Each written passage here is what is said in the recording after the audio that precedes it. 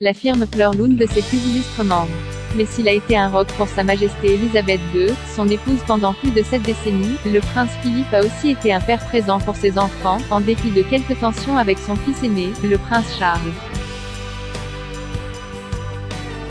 Dans une interview enregistrée et diffusée ce vendredi 9 avril sur la chaîne britannique ITV à la suite de la mort du duc d'Édimbourg, la princesse Anne et le prince Édouard ont fait part de leur admiration pour le monarque, qui aurait fêté son 100e anniversaire au mois de juin 2021. Parmi leurs souvenirs les plus forts de celui-ci, son enfance, marquée notamment par sa fuite de Corfou, en Grèce, à seulement 1 an. Pour échapper à une mort certaine, la guerre gréco-turque menaçant sa famille, il a été mis en sécurité dans un lit de camp fait d'une caisse d'orange avant d'être transporté jusqu'en France, en banlieue parisienne. Une enfance nomade et le début d'un destin singulier.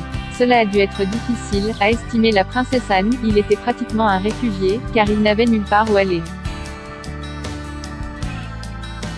Le prince Édouard, de son côté, s'est montré admiratif du front uni formé par ses parents, à la tête du Commonwealth.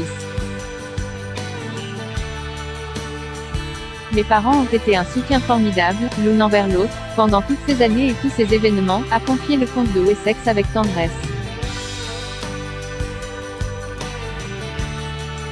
Avoir quelqu'un à qui vous vous confiez, à propos de choses que vous ne pourriez peut-être pas mentionner en public. Pouvoir partager cela est extrêmement important. La mémoire du prince Philippe perdurera, notamment à travers le Duke of Edinburgh Award, créé le 1er septembre 1956.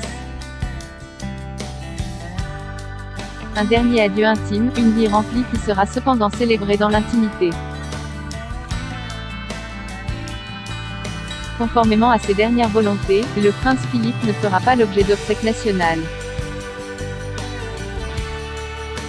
Tandis que de nombreux Britanniques lui rendent hommage avec une multitude de bouquets de fleurs, déposés devant le portail du palais de Buckingham, un attroupement que la couronne souhaitait pourtant éviter en raison du coronavirus, ils ne pourront se recueillir auprès du duc d'Édimbourg. Les obsèques du défunt auront lieu au château de Windsor, là où il a rendu son dernier souffle, à une date qui n'a pas encore été déterminée.